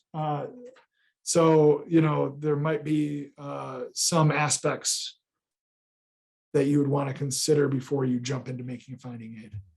I hope that answered your question. Okay. Yeah, and finding aids are pretty major undertaking in theory, but a lot of what you can do is you can do this collection level description where you're not doing the box folder list and the detailed inventory. And so you can, kind of describe it at a level that you have the institutional capacity for. So when we're talking about scale, Syracuse University, of course, has a dedicated team of archivists and processing archivists that are going through and creating these finding aids for their collections. And what we're able to do through the harvesting process is we work with organizations, usually larger organizations that have existing finding aids, and we either put them in GitHub or some other staging platform, or if they're available via URL, via like a site map or something, we can pull all the files down and put them up into Empire ADC. The benefits of this large scale harvesting is that you can have another audience for your finding aids at a relatively low amount of effort. So the whole promise of EAD is if you have an EAD file that's properly formatted, you can pull it out of one repository and put it in another, and we can display it. So I would venture that few, if any of these have had any kind of direct contact where somebody within Empire EDC was doing any editing or cleanup. These are all were produced elsewhere and were just ingested into Empire EDC. This is really only practical for larger institutions that have dedicated archival staff or the means to do this kind of work. For everybody else, and the folks that are just getting started with this kind of work, we have a form tool. One other note I want to say about this, we are able to take from Archive Space, which is a popular tool for creating finding aids. We've harvested from several Archive Space instances and are able to pretty effectively pull finding aids out of Archive Space and put them into our system. And we've also done it out of other homegrown or other systems as well. I don't believe Syracuse University uses Archive Space. I think a lot of theirs are hand coded, or at least not produced in Archive Space. Okay, so the next thing I'm going to show is the kind of the behind the scenes of the form tool. So the form tool is built in Archipelago. And it was kind of custom built for Empire EDC. So if you get, once we get you set up within Archipelago, you would have a login credentials and you would get dumped into the back end. I want to point out there's a couple of different documentation guides available.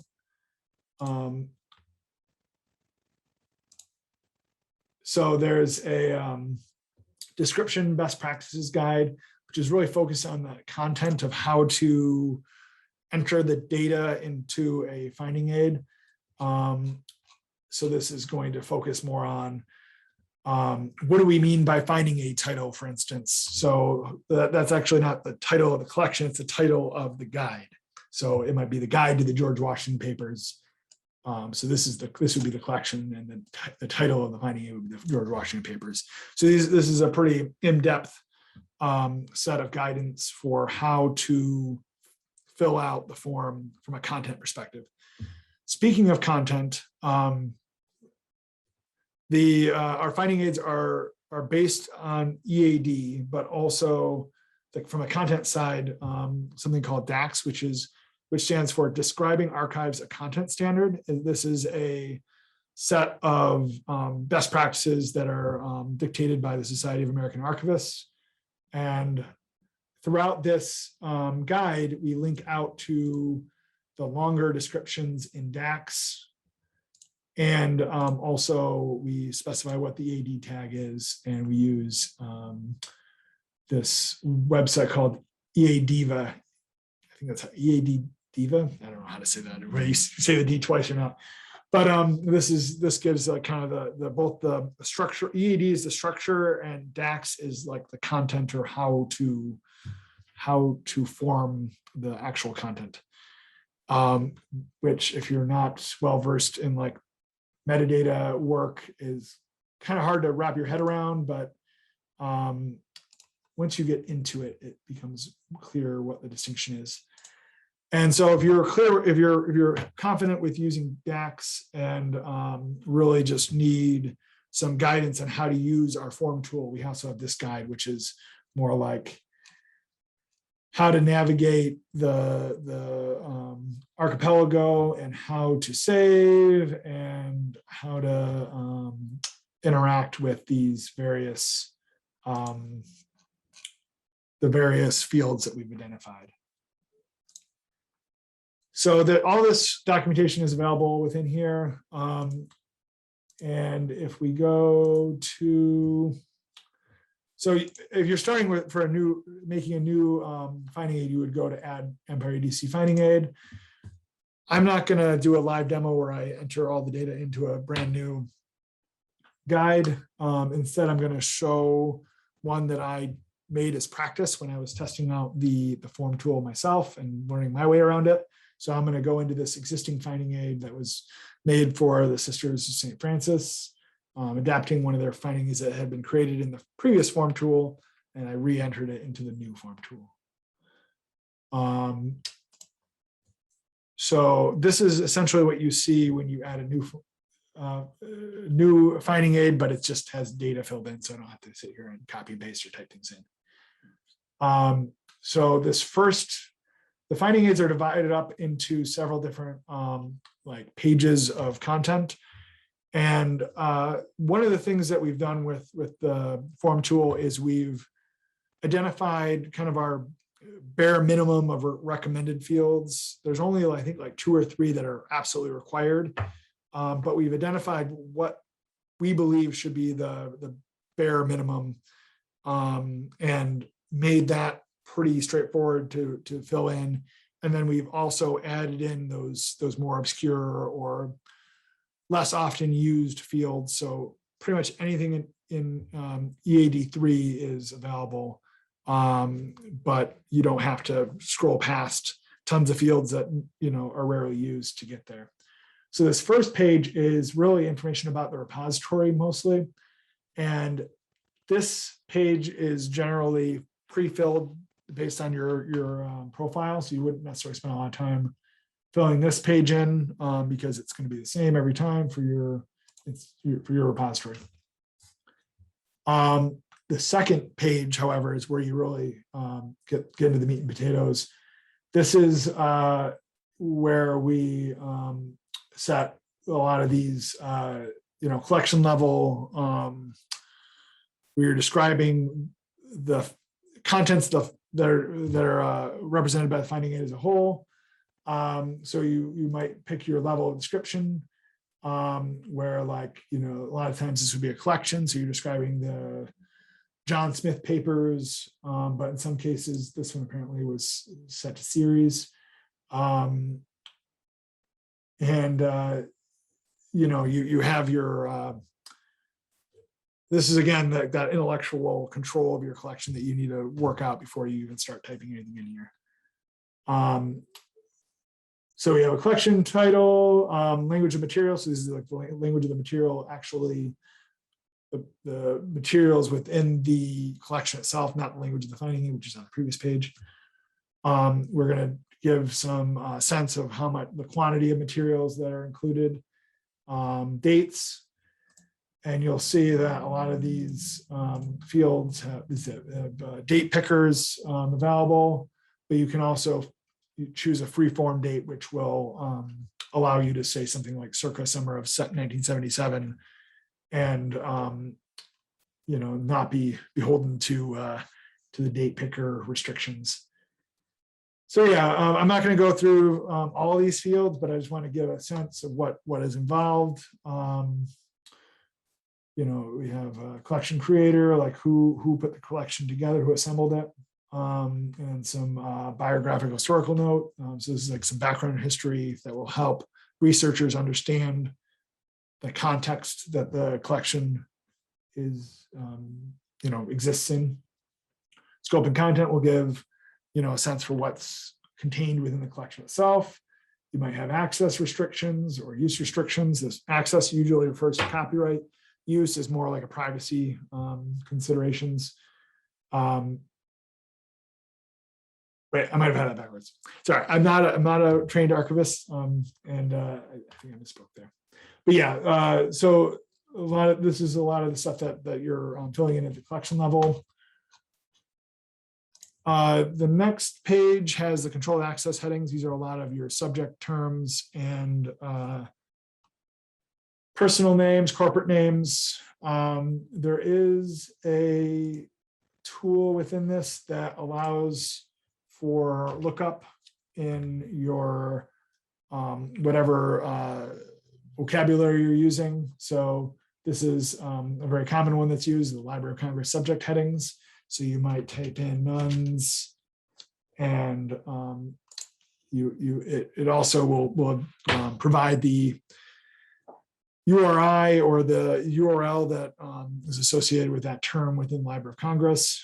This is helpful for normalizing and confirming which which exact term you're referring to.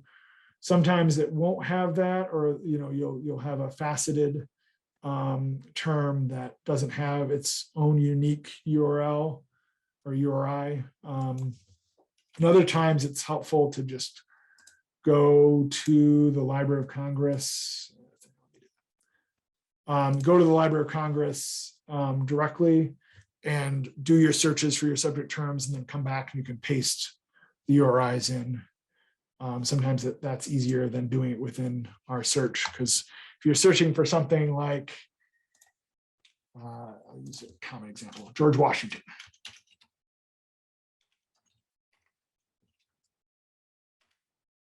Oops, did I spell it right?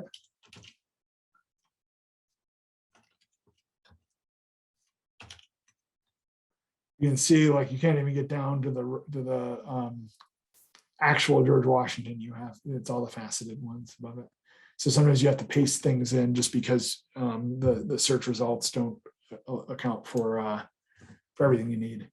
But yeah, so this is one of the big features that this form tool provides, is the ability to do the lookup and have the URIs available directly within. And there's other vocabularies that are available. Mesh, which is helpful for medical collections.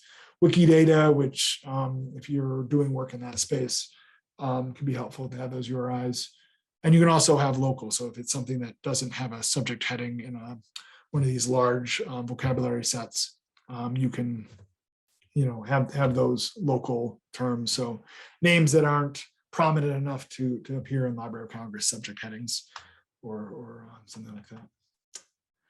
Okay, so this next tab is all of those miscellaneous fields that you probably don't use that often, but still might be helpful or might come up depending on the particular needs of your collection. And so the nice thing here is you just can check the box next to it and add the notes. One thing that I didn't note before, but I should point out now, especially if you hover over this question marks, you can get the links to DAX and EAD tags, so you can get a little bit more information about what accruals means, or arrangement's a fairly common one. You can get a little bit more information about how to format this information. What does this mean? How should it be expressed? So you can add whatever you need. A lot of times, if you do need a second paragraph, you would hit this plus to add. So each field has its own paragraph. All right, only a little bit more to go here. So everything we've done so far is really describing the collection as a whole, or whatever your level of description is. You're describing everything that's encompassed by the finding aid by all those previous pages. The inventory, which is not required, but it can be really helpful, especially for researchers, is where you're drilling down and listing the boxes and the folders and the sub-series, or however you're arranging your collection. And this is where during my preview, my demo of the live site, I was going through and looking through the folders and stuff and kind of drilling down into the contents of the collection. So there are two ways you can provide this information, or you can provide an inventory. One is you can attach a PDF or Excel file that just lists your inventory. So this is helpful if you already have inventories for your collections and you don't want to take the time to express them and have them show up natively. I'd like to show a demonstration of this, but I think the functionality on the user, for the user interface is not quite there yet. So in theory, what this will be is there'll be a link to download a PDF of the inventory, and then a user can scroll through that PDF and see, oh, box 5, folder 2 might have information that's interesting for my research. But the big caveat with attaching a PDF or a spreadsheet in this way is that anything in those files is not exposed to search. So if you had a Oswego Canal, to use my example from the live site, if you had that mentioned only in that PDF, then that collection will not show up in search results, and you won't be able to drill down to that folder like I demonstrated, because at least currently we haven't cracked the code to get the to allow for our search engine to drill down into the files. So that's a big consideration when you're considering this method. This is helpful, again, if you already have all these PDFs and you just want to do the collection level descriptions in EAD, and the rest is just in that file. But on the flip side, if you're doing this, if you don't have those pre-existing files, or if you have the time to do this, we do now have the ability to create those box folder lists, inventories within Empire EDC. The method is through a spreadsheet template. So this is available. This is a template available through the editing platform here. And this first tab of the spreadsheet has a great example. It's a little hard to read at first, but once you look at it a little bit closer, you can see that these headings are pretty much every possible thing you could use to describe a level of your inventory, and they are not all required. And this first column will assign the hierarchy of your box and folder. So this row is nestled below row 2. So it's a sub-series to row 2. This row is also a sub-series of row 2 of this series. So it's a little bit hard to read at first, but once you get the hang of it, you can fill this out in a way that will allow the system to create that full inventory. All right. And then you would just upload that, either the external file or the CSV file that we created here. And I think once a day, Empire EDC does the ingest of those files into the finding aid. So it might not show up immediately, but at least by the next day, it will show up in the finding aid. All right. The last step is to submit the finding aid. What this does is allow you to save the finding aid.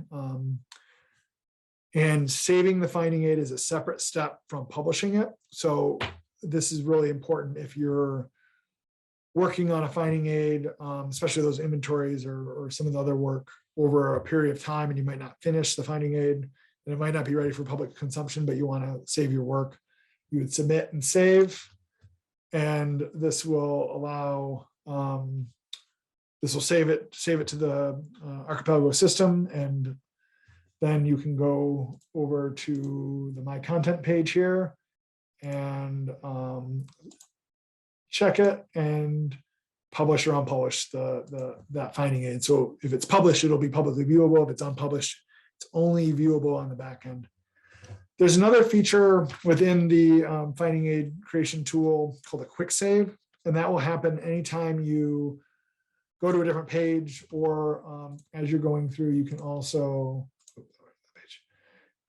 or you can manually do a quick save. Quick saves are good if you're just going to lunch or doing something and you don't want to necessarily do the full save. You can, I think it might just be every time you go to the next page, it'll do a quick save. Or wait, no, scratch that. This has been submitted. It won't do a quick save. It's only when you, it's only when you add a new finding aid that you have the ability to perform a quick save before you've submitted it the first time. So again, this is like you're going to lunch or you're done for the day and you're picking it up the next morning. Quick saves will only remain there for a week. So if you quick save, then 3 weeks later, come back to try to edit your file, it'll be gone. So it's really a good idea to get to a point where you can do a full save. You don't have to publish it. You can still come back and do further edits. But I would be careful not to do a quick save and, walk away for a while. And then, once the finding aid is ready and you're comfortable with it, you can do a full save and then publish. And I believe it will take a day, or we have to wait for the ingest into ArcLight from Archipelago to happen. So it won't happen immediately that the finding aid will be accessible for users, but within a day, once that cycle has happened again, it will be available. Okay, so that was my quick and dirty introduction to the form tool and Empire ADC. As you can tell, I'm still getting comfortable with the new form tool. They're actively working on certain aspects of it, especially that ability to attach PDFs. So that's not available yet, but I think the code was done. They're just waiting to implement the code. So hopefully that'll be done soon. So it's really exciting though. We're finally getting to the point where this project where we're ready for prime time. It's not in this perpetual beta stage anymore. We're hoping to get more contributors and really start making this, getting that critical mass where researchers can come with an area of research and find a variety of results from different repositories that they could then go visit and do their research. That's all I had for my demo. Are there any questions or anything that people would like me to go into a little bit further? Again, this is going to be, we recorded this, so I will make this available after the fact as well, and folks can review certain aspects, but I'd be happy to go through in greater detail on anything that anybody would like me to talk about.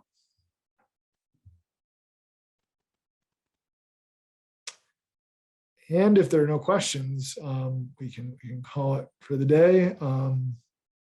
I'll give it just another minute in case anybody's typing.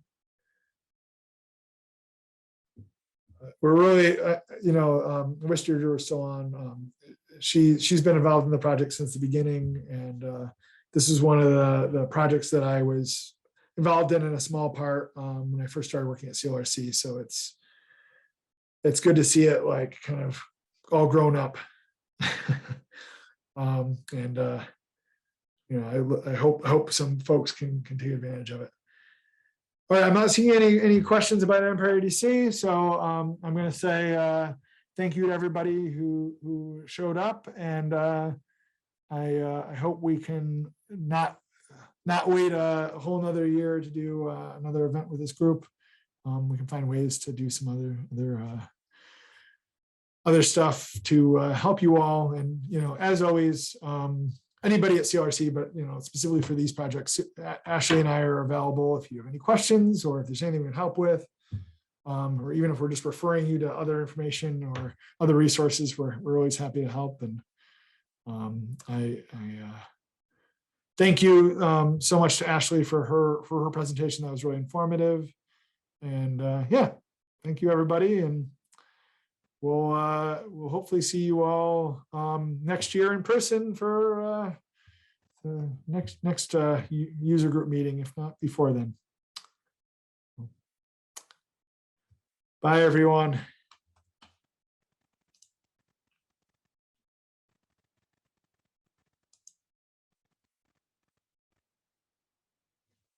Bye-bye.